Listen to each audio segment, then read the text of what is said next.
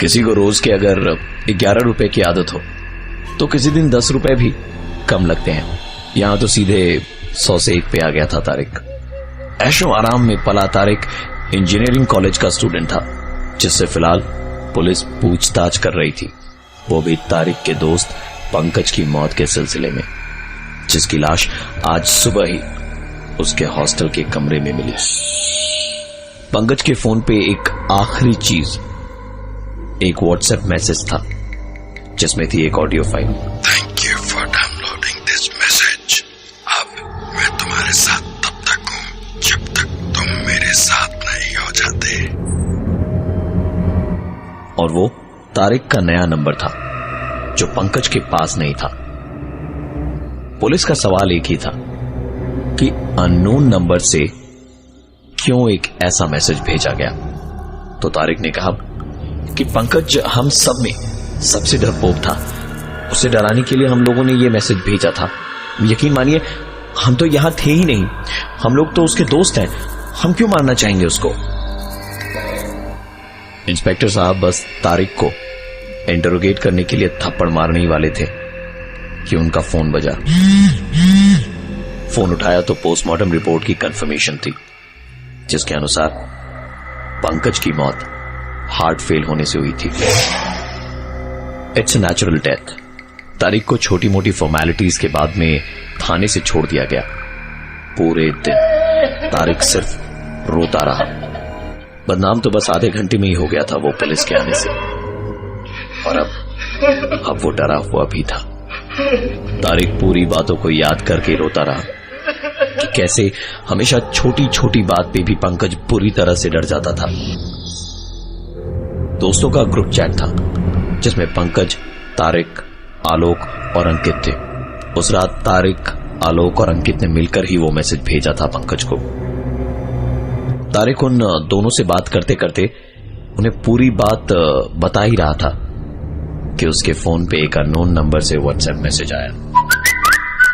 Auto download on था, तो वो ऑडियो मैसेज डाउनलोड होकर एकदम से चल पड़ा। Thank you for downloading this message. अब मैं तुम्हारे साथ तब तक हूं जब तक तुम मेरे साथ नहीं हो जाते।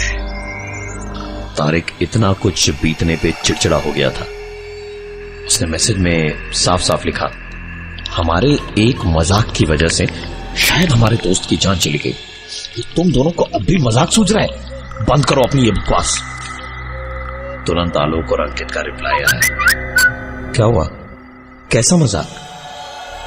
हम लोग खुद परेशान बैठे हैं, तुझसे क्या मजाक करेंगे। आलोक और अंकित तारिक को मैसेज पे मैसेज करते गए, लेकिन तारिक का उनको कोई रिप्लाई नहीं मिला।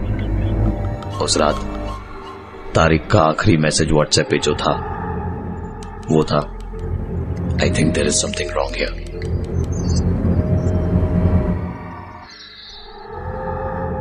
उसके बाद उसका कोई दूसरा मैसेज नहीं आया।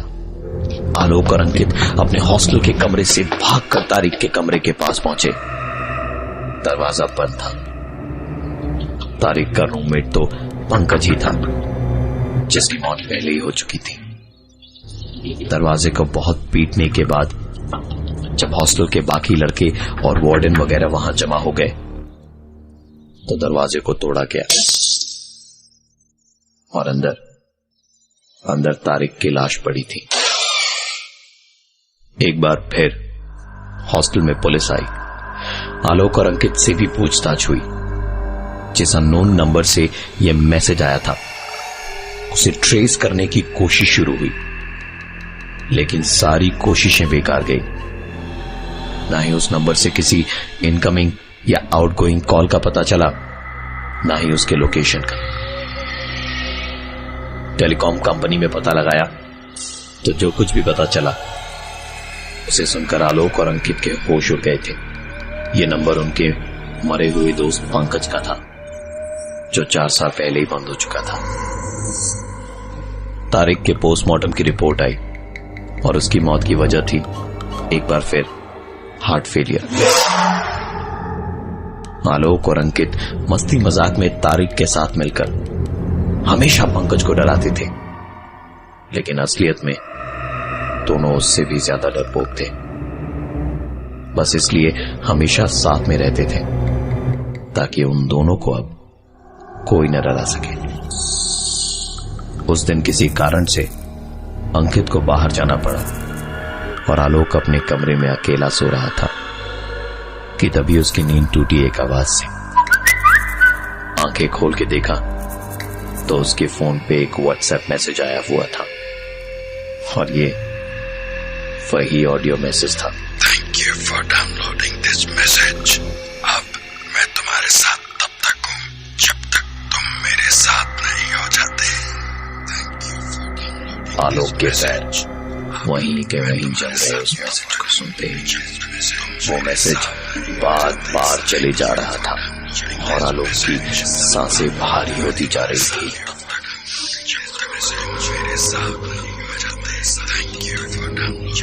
आलोक ने किसी तरह अपने डर को भुलाया।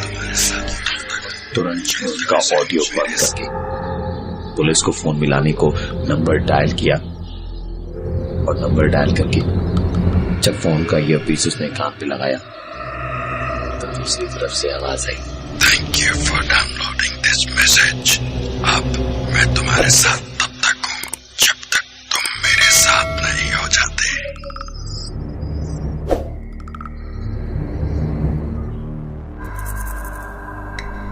आलोक इतना डर गया था कि वो सांस भी नहीं ले पा रहा था ठीक से। वो कुछ भी कर सकने की हालत में नहीं था और इसी हालत में उसने देखा कि किताब की शेल्फ के सबसे ऊपर वाले रैक में एक किताब धीरे से सरकी और अपने आप गिर गई। उसके बाद एक और किताब गिरी, एक और किताब गिरी, फिर एक और, एक और, एक और उसके बाद तो शेल्फ में रखी किताबें शायद कम पड़ रही थी। उसकी तरह जोर जोर से और बंद हो रही थी। आलोक की हिम्मत जवाब दे चुकी थी। बदन में जैसे उसके ताकत ही नहीं बची थी। उसने मान लिया था कि मौत बस आने ही वाली है, लेकिन पता नहीं कहां से अचानक उसमें सोचने और समझने की ताकत आई और वो एक झटके से उठा। भागने के लिए दरवाजे तक जाने को बिस्तर से उतरने ही जा रहा था कि उसका बिस्तर अपने आप डगमगाने लगा।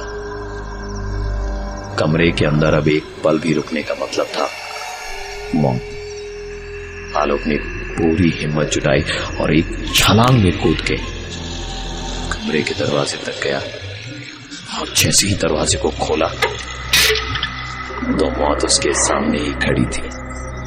पंकज उसके सामने खड़ा था। आलोक ने तुरंत दरवाजे को बंद किया और पीछे से दरवाजे पे जोर जोर से खटखटाने की आवाजें आने लगी।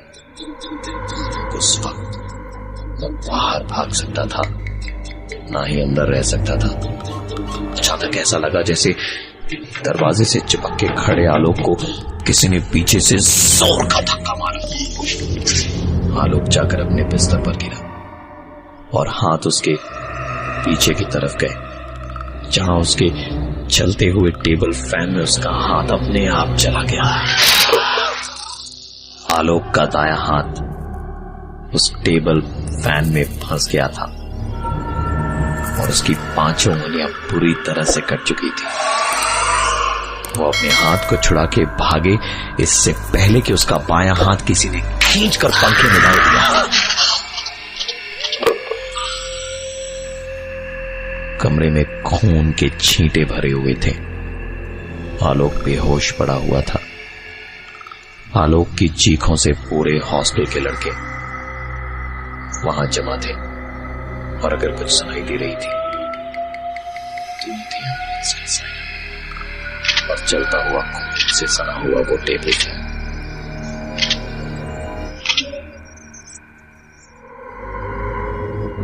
पंकज को तारिक और उसके दोस्त आलोक और अंकित ने मिलकर डराने के लिए एक ऑडियो मैसेज भेजा था व्हाट्सएप पे, जिसके बाद पंकज की डेथ हुई थी। इंटरोगेशन के लिए पुलिस ने तारिक को गिरफ्तार किया, पर बाद में उसे छोड़ना पड़ा क्योंकि पंकज की पोस्टमार्टम की रिपोर्ट में उसकी मौत का कारण हार्ट फेल थी। कुछ दिन बाद ही तारिक की भी मौत हुई और उसके फोन पर भी वही ऑडियो मैसेज था, पर जिस नंबर से वो ऑडियो मैसेज आया था वो पंकज का था, जो 4 साल पहले बंद हो गया था। इन सारी घटनाओं के कुछ दिन बाद आलोक को भी वही मैसेज आया और एक ऐसी ही घटना में उसके दोनों हाथों की उंगलियां कट गई। अंकित हॉस्पिटल में आलोक को देखने गया। आलोक का शरीर पूरा पीला पड़ चुका था, खून और ग्लूकोज उसे चढ़ाया जा रहा था लगातार। अंकित उसके पास जाकर बैठा ही था कि अब तक सो रहा आलोक अंकित के बैठने भर की ही आवाज से ऐसे उठा जैसे उस पर किसी ने खौलता हुआ तेल फेंक दिया। अंकित ने उसे शांत करते हुए कहा, भाई मैं हूं अंकित, अंकित यार, अंकित डर मत। आलोक अभी भी बहुत बुरी तरह डरा हुआ लग रहा था। अंकित उससे क्या बात करे, उसे कुछ समझ नहीं आ रहा था। अचानक आलोक फूट के रोने लगा और उसने सब बताया कि उसके साथ कमरे में क्या हुआ था, कैसे उसकी उंगलियां कटी। अंकित ने किसी तरह आलोक का रोना बंद किया कि ठीक तभी अंकित का फोन बजा। अंकित को एक व्हाट्सएप मैसेज आया था और वो था एक audio message. Thank you for downloading this message. अब मैं तुम्हारे साथ तब तक हूं जब तक तुम मेरे साथ नहीं हो जाते। अंकित के चेहरे पर अब वही डर दिखाई दे रहा था जो कि आलोक के चेहरे पर था। अंकित समझ नहीं पा रहा था कि करे तो क्या करे। आलोक के मामले में पूछताछ करने पुलिस भी वहां आई हुई थी। वो तुरंत उठकर उनके पास पहुंचा और जाके बोला, सर मेरे पास अभी अभी मैसेज आया सर, वही वाला ऑडियो मैसेज। सर अब मेरी बारी है, मुझे बचा लीजिए, मुझे बचा लीजिए सर, मुझे बचा लीजिए सर, मुझे बचा लीजिए। इंस्पेक्टर ने अंकित को गुस्से से देखा और फिर उसे डांटते हुए कहा, तुम सारे लड़कों ने ना हम लोगों का जीना मुश्किल कर रखा है। वो दोनों लड़के मरे हार्ट फेल होने से, और ये आलोक जो यहां बिस्तर पर लेटा है, शराब इसने इतनी पी रखी थी कि उसकी उंगलियां कट गई। और अगर तुमने कोई नाटक किया ना भूत प्रेत का, तो मैं तुम्हारी टांगे तोड़ दूंगा। भागो यहां से। अंकित की आखिरी उम्मीद भी जा चुकी थी। पुलिस अगले दिन सुबह एक बार फिर उस हॉस्टल में आई हुई थी, क्योंकि इस बार अंकित की लाश उस कमरे से मिली थी।